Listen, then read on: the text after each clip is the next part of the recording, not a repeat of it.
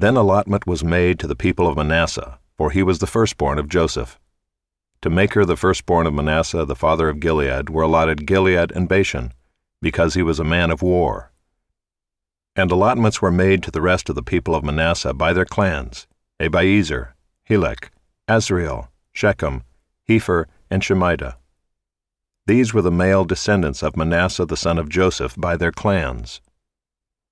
Now Zelophehad the son of Hepher, son of Gilead, son of Machir, son of Manasseh, had no sons but only daughters. And these are the names of his daughters: Mahlah, Noah, Hoglah, Milcah, and Tirzah.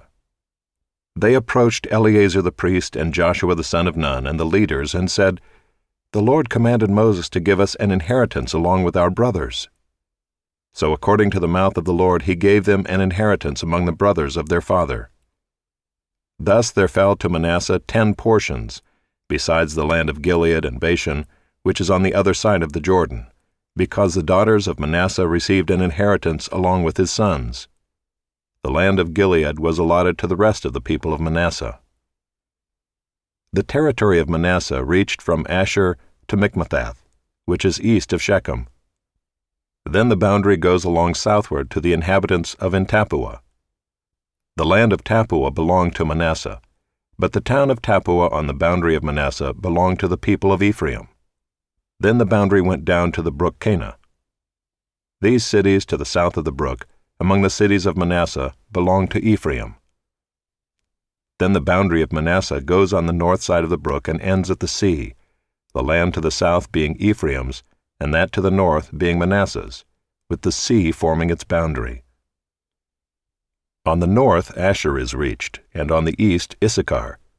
Also in Issachar and in Asher Manasseh had Bethshean and its villages, and Ibleam and its villages, and the inhabitants of Dor and its villages, and the inhabitants of Endor and its villages, and the inhabitants of Taanach and its villages, and the inhabitants of Megiddo and its villages.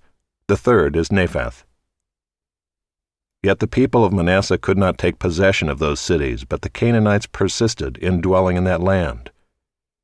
Now when the people of Israel grew strong, they put the Canaanites to forced labor, but did not utterly drive them out.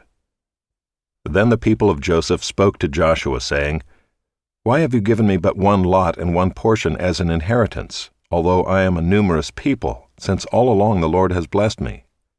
And Joshua said to them, "If you are a numerous people, go up by yourselves to the forest, and there clear ground for yourselves in the land of the Perizzites and the Rephaim, since the hill country of Ephraim is too narrow for you."